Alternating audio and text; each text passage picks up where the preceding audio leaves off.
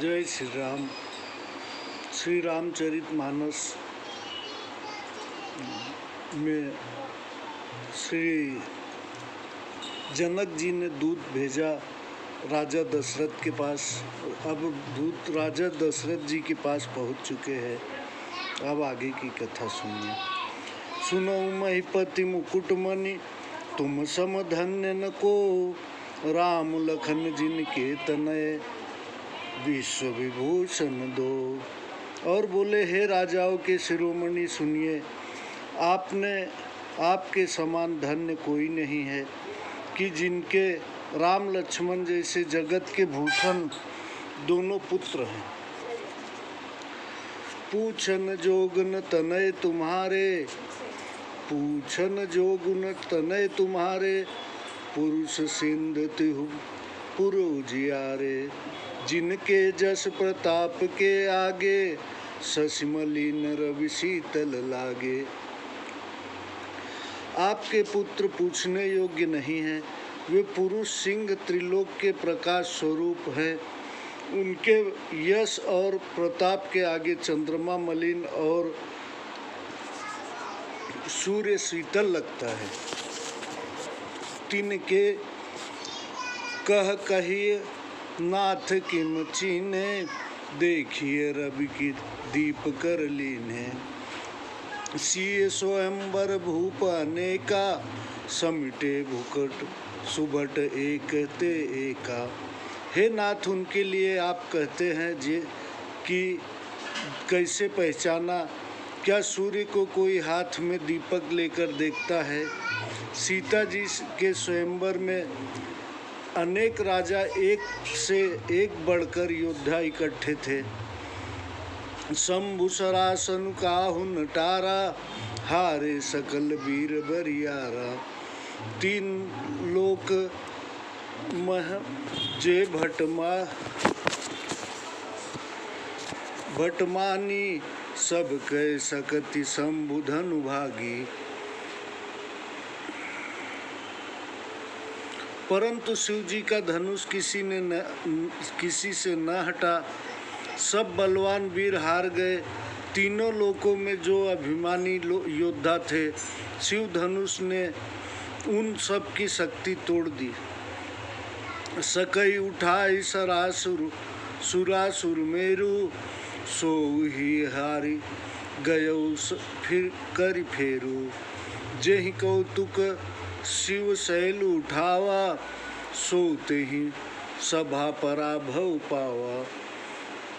बाणासुर जो सुमेर पर्वत को भी उठा सकता था, वह मन से हार कर परिक्रमा करके लौट गया। जिसने खेल ही में कैलाश पर्वत उठा लिया, वह भी रावण भी उस सभा में हार गया। तहाँ राम रघुवंश मनि सुनिए महामहिपाल, भंजऊ चाप प्रयास बिनु जिमि गज पंकज नाल। सुनिए महाराज, वहाँ रघुवंश मुनि रामचंद्र जी ने बिना ही श्रम के धनुष को ऐसे तोड़ डाला जैसे हाथी कमल की डंडी को तोड़ देता है। सुनि सरोस भिगु नायक आए, बहुत भांति तिन देखी आँखि दिखाए। देखी राम बलु निज धनु दीन्हा, करी बहु विनय गवनु बन कीना।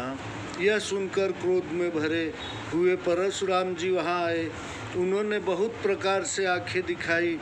फिर राम जी का बल देखकर उन्हें अपना धनुष दे दिया और बहुत प्रकार से विनय करके वन को चले गए। राजन राम अतुल बल जैसे, तेज निधान लखन पुनि तैसे। कंपहि भूप बिलोकत जाके, जिमि गजर हरि किशोर के ताके। हे राजन, जैसे श्री रामचंद्र जी अत्यंत बली हैं, वैसे ही लक्ष्मण जी तेज निधान हैं, जिन्हें देखते ही राजा लोग ऐसे कांपते हैं जैसे हाथी सिंह के बच्चों को के ताकने से कांपती है।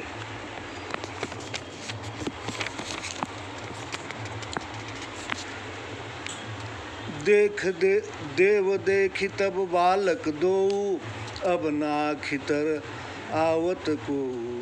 दूत बचन रचना प्रिय लागी, प्रेम प्रताप वीर रस पागी।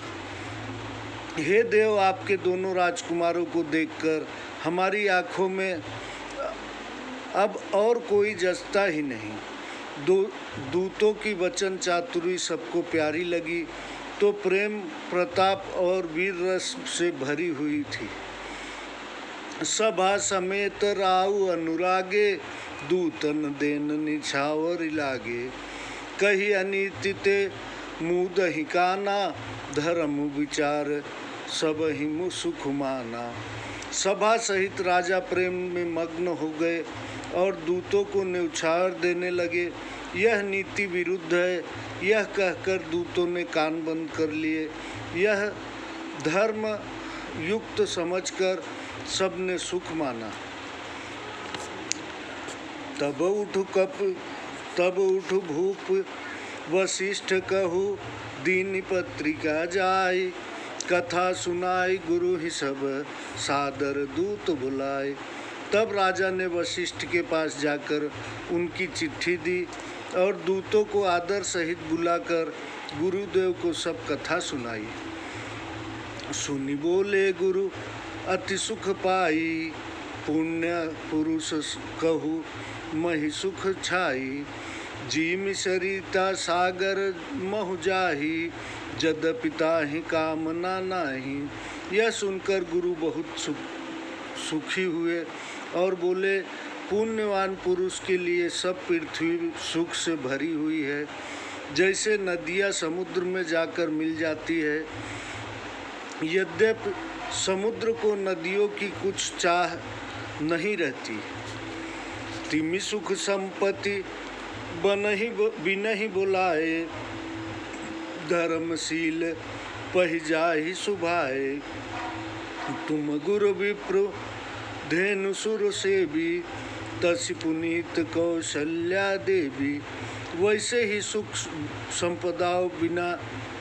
संपदाएं बिना बुलाए ही स्वभाव ही से धर्मात्मा पुरुष के पास जाती है। जैसे आप गुरु ब्राह्मण गौ और देवताओं की सेवा करने वाले हैं, वैसे ही पवित्र देवी कौशल्या भी है। सुकृत तुम समान जग माही, भय उन है को होने वह नाही। तुम ते अधिक पुण्य बन काके, राजन राम सरिस सुत ताके। तुम्हारे समान पुण्य आत्मा संसार में न हुआ, न है और न होने वाला है। हे राजन, तुमसे अधिक बड़ा पुण्य किसका है?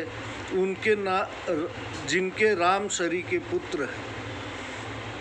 वीर विनीत धर्म व्रत धारी, गुण सागर बर बालक चारी। तुम कहु सर्व काल कल्याणा, सुजहु बरात बजाई निशाना। चलहु और जिनके चारों पुत्र वीर विनयी धर्मवर्ती और गुणों के समुद्र हैं, तुम्हारा सब कल्याण है।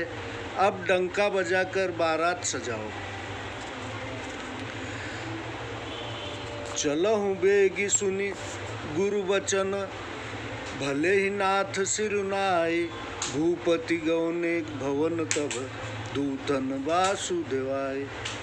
गुरु के वचन सुनकर हे नाथ बहुत अच्छा, ऐसा कहकर सिर नवाकर और दूतों को डेरा दिलाकर राजा महल में गए। राजा सब रनिवास बुलाई, जनक पत्रिका बाची सुनाई। सुनि संदेशु सकल हरसानी, अपर कथा सब भूप बखानी। राजा ने सारे रनिवास को बुलाया और जनक की चिट्ठी बाँचकर सबको सुना दी। संदेश सुनकर सब रानियां प्रसन्न हुई। राजा ने अन्य सब कथा ब्यौरेवार कही जो दूतों से सुनी थी। प्रेम प्रफुल्लित राज हिरानी, मनहु सिखिन सुनि बार दीवानी, मुदित आशीष देहु गुर नाई, नारी अति आनंद मगन महतारी। रानियां प्रेम से प्रफुल्लित हो ऐसी सुशोभित हुए जैसे मोरनी मेघों की गर्जना सुनकर मग्न होती है। गुरुकुल की स्त्रियां प्रसन्न होकर आशीर्वाद देने लगी। माताएं अत्यंत आनंद में मग्न हुई। ले ही परस्पर अति प्रिय पाती, हृदय जगाए लगाए जुड़ावह छाती। राम लखन कै कीरति करनी, 12 बार भूप बरबरनी। और आपस में उस समय प्रिय चिट्ठी को हृदय से लगाकर छाती ठंडी करने लगे। श्री राम लक्ष्मण की कीर्ति और करनी का महाराज दशरथ ने बारंबार वर्णन किया। मुनि प्रसाद कही द्वार सिधाए, रानिन तब महिदेव बुलाए। दिए दान आनंद समेता, चले विप्रवर आशीष देता। यह सब मुनि की कृपा है। और ऐसा कहकर वे बाहर चले गए। तब रानियों ने ब्राह्मणों को बुलाया और आनंद सहित अनेक दान दिए। श्रेष्ठ ब्राह्मण आशीर्वाद देते हुए चले। जाचक लिए हकारी, दीन निछावरी कोट विधि। चीरु जीवहु सुत चारी, चक्रवर्ती दशरथ के।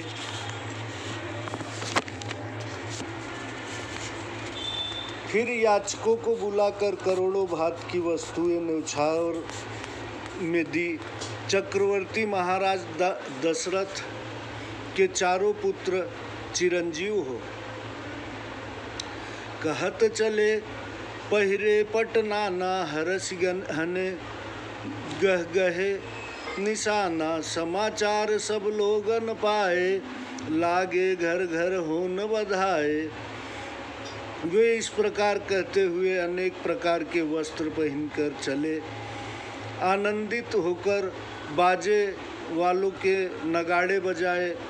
जब यह समाचार सब लोगों ने पाए तब घर घर बधावे होने लगे। भुवन चारि 10 भरा उछाहु, जनक सुता रघुवीर बियाहु। सुनि शुभ कथा लोग अनुरागे, मगगृह गली सवार न लागे। 14 भवनों के में आनंद उत्सव छा गया कि जानकी जी और श्री रामचंद्र जी का विवाह होगा। शुभ अवसर सुनकर लोग प्रसन्न हुए और सड़कें, घर और गलियां सजाने लगे। यद्यपि अवध सदैव सुहावनी, रामपुरी मंगलमय पावनी। तदपि प्रीति कै रीति सुहाई, मंगल रचना रची बनाई। यद्यपि अयोध्या सदैव ही सुहावनी है, क्योंकि वह रामचंद्र जी की मंगलमयी पवित्र पुरी है। तथापि वह प्रीति की सुंदरता रीति दिखाने के लिए मंगल रचना से रचकर सजाई गई है। ध्वज पताक पट चामर चारु, छावा परम विचित्र बजारू। कनक कलश तोरण मन जाला, हरद दूब दधि अक्षत माला। सुंदर ध्वजा पताका वस्त्र और चंचरों से बाजार को बहुत ही विचित्र रीति से सजाया गया और सोने के कलश बंधनवार मड़ियों की झालरें, हल्दी, दूध, अक्षत और मालाओं से मंगलमय निज निज भवन लोगन रचे बनाए। बिथ सिंचि चतुर्मस चौके चारु पुराई। अपने अपने घर लोगों ने मंगलमय बनाकर सजाए। गलियों को चतुर्सम से सींचा और सुंदर चौक पूरा दिए। जहाँ तह जूथ जूथ मिल भामनी, सजी नौ सप्त सकल दुति दामनी। बधु बदनी मृग सावक लोचन, निज स्वरूप रति भानु विमोचन। बिजली की सी कांति वाली चंद्रमुखी मृगनयनी और अपने स्वरूप से रति के मान को छुड़ाने वाली स्त्रियां 16 श्रृंगार सजाकर जहाँ तहाँ झुंड मिलकर गावहि मंगल मंजुल बानी, सुनि कलरव कलकंठ लजानी। भूप भवन किम जाय बखाना, विश्व विमोहन रचौ बिताना। मधुर वाणी से मंगल गाने लगी। उनके मनोहर गान को सुनकर कोयल भी लज्जित हो गई। राजभवन की शोभा का वर्णन कैसे किया जाए, जहाँ जगत को मोहित करने वाला मंडप रच गया है। मंगल द्रव्य मनोहर नाना, राजत बाजत विपुल निशाना। कतहु विरधि बंदी उच्चरहि, कतहु वेद ध्वनि भूषर करहि। जिसके अनेक प्रकार की मनोहर वस्तुएं सुशोभित हैं और बहुत से बाजे बज रहे हैं। कहीं बंदीजन वंशावली सुना रहे हैं और कहीं ब्राह्मण वेद ध्वनि कर रहे हैं। गावहि सुंदरी मंगल गीता, लय लय नाम राम और सीता। बहुत उछाहु भवन अति थोरा, मानहु मगि चला चहुओरा। सुंदर स्त्रियां रामचंद्र जी और सीता का नाम ले लेकर मंगल गीत गा रही हैं। राजभवन बहुत छोटा है और उसमें उत्साह बहुत है, अतः वह मानो उमड़कर चारों ओर फैल गया। शोभा दशरथ भवन कई, को कभी बर नहीं पार। जहाँ सकल सुर सरिमनी, रामलीन अवतार। दशरथ के भवन की शोभा का कौन कवि वर्णन कर सकता है, जहाँ सब देवताओं के शिरोमणि रामचंद्र जी ने अवतार लिया है। भूप भरत पुनि लिए बोलाई, है गए इसंद साजहु जाई। चलहु बेगी रघुबरी बराता, सुनत पुलक पूरे दो भाता। फिर राजा ने भरत जी को बुलाकर आज्ञा दी कि जाकर घोड़े हाथी और रथ सजाओ और जल्दी रामचंद्र जी की बारात को चलो। यह सुन दोनों भाई पुलकित हो गए। भरत सकल साहनी बोलाए, आयुष दीन मुदित उठी आए। रुचि रुचि जिन तुरग तिन साजे, बरन बरन बर बाजी बराजे विराजे।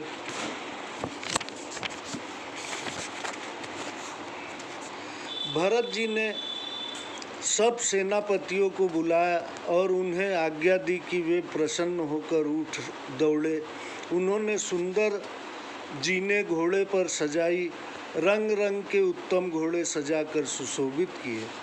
सुभग सकल सुठी चंचल करनी, आयु जरत धरत पग धरनी। नाना जाति न जाहे बखाने, निदरी पवन जनु चहत उड़ाने। सब घोड़े सुंदर और चंचल चाल वाले हैं। वे पृथ्वी पर ऐसे पाँव रखते हैं मानो चलते हुए लोहे पर रखते हो, जलते हुए लोहे पर रखते हो। अनेकों जाति के अवर्णीय घोड़े मानो पवन का निरादर करके उड़ना चाहते हैं। तीन सब छैल भय असवारा, भरत सरिस वै राजकुमारा। सब सुंदर सब भूषणधारी, कर सर चाप तन तुन कटि भारी। उन घोड़ों पर भरत जी के समान सब छैल छबीले राजकुमार सवार हुए। वे सभी सुंदर हैं तथा आभूषण धारण किए हैं। उनके हाथों में धनुष बाण और कमर में भारी तरकस कसे हुए हैं।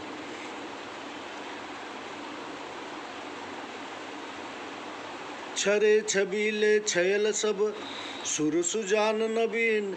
जुगपद चर सवार प्रति, जे असिकला प्रवीण। सब छटे हुए सुंदर बाके सूरवीर, चतुर और जवान है। प्रत्येक के साथ 2 पैदल सिपाही है जो तलवार चलाने में निपुण है। बांधे विरद वीर रन गाढ़े, निकस भय पुर बाहिर ठाढ़े। फेरहि चतुर तुरग गति नाना, हर सही सुन सुन पवन निशाना। सूरता का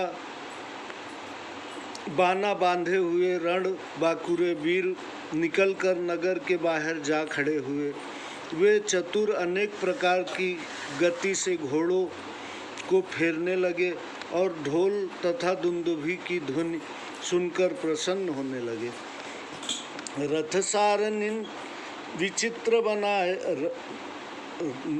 रथ सारथिन विचित्र बनाए, ध्वज पाताक मणिभूषण लाए। चवर चारु किंकिन धुनि करही, भानुजान शोभा अपहरही। सारथियों ने ध्वजा पताका मणि और गहनों से रथों को भली प्रकार से सजाया। उसमें सुंदर चवर लगे हुए हैं और घंटिया की मनोहर ध्वनि हो रही है। वे मानो सूर्य के रथ की शोभा को छीन रहे हैं। सावकरन अगणित है होते, ते तिन्ह रतन सारथिन जोते। सुंदर सकल अलंकृत सोहे, जिन्हि विलोकत मुनि मन मोहे। अगणित श्याम वर्ण घोड़े वे सारथियों ने उन रथों में जोत दिए हैं जो सुंदर गहनों से सजे हुए शोभायमान हैं और जिन्हें देखकर मुनियों के भी मन मोहित हो जाते हैं। जे चलहि थलहि की नाई, टापन बूढ़ बेग अधिकाई। अस्त्र शस्त्र सब का साजु बनाई, रथि सारथिन लिए बुलाई। जो जल पर भी थल के ही समान चलते हैं और वेग के कारण जल में उनकी टापें नहीं डूबती। अस्त्र शस्त्र आदि सब साज सजाकर सारथियों ने रथियों को बुलाया। चढ़ी चढ़ी रथ बाहिर नगर, लागी जुरन बरात। होत सगुन सुंदर सबहि, जो जेहि कारज जात। रथों पर चढ़ चढ़कर नगर के बाहर बारात जुटने लगी। जो जिस काम को जाता है उसको सुंदर शकुन होते हैं। कलित कर बरिन परि अबारी, कही न जाई जेहि भांति सवारी। चले मत गज घंट विराजी, मनहु सुभग सावन धन राजी। श्रेष्ठ हाथियों पर अंबारी रखकर जिस भांति से गई सो कहा नहीं जा सकता। मतवाले हाथी सब चले तब उनके गले में बजते हुए घंटों की शोभा ऐसी हुई मानो सावन के सुंदर मेघ गरज रहे हैं। वाहन पर अनेक विधाना, सबिका सुभग सुखासन जाना। तिन्ह चढ़ चले विप्रवर विंदा, जनु तनु धरे सकल श्रुति छंदा। और भी अनेक प्रकार की सवारियाँ जैसे पालकी, सुख से बैठने योग्य सुंदर सुखपाल और रथ आदि थे। उन पर चढ़कर श्रेष्ठ ब्राह्मणों के झुंड चले मानो वेदों के सब छंद शरीर धारण किए हैं। मागध सूत बंदी गुण गायक, चले जान चढ़ जो जेहि लायक। बेसर ऊट विषभ बहु जाति, चले वस्तु भरी अगणित भांति। मागध सूत बंदीजन गुण गाने वाले जो जिस योग्य थे वे वैसी ही सवारी पर चढ़कर चले। अनेक जाति के खच्चर, ऊंट, बैल ये अनगिनत भांति की वस्तुएं लाद कर चले। कोटिन कावरी चले कहारा, विविध वस्तु को भर नहीं पारा। चले सकल सेवक समुदायी, निज निज साजु समाजु बनाई।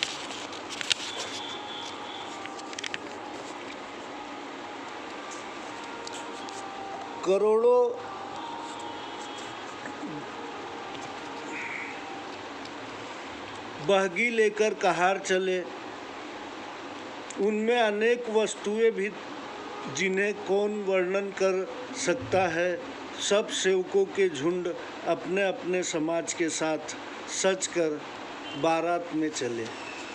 कृपया जय श्री राम सब्सक्राइब कीजिए जिन्हें भी सुनाई दे रहा हो। और यह रामायण है, ये श्री रामचंद्र जी का रामायण है, जगत माता सीता जी का रामायण है।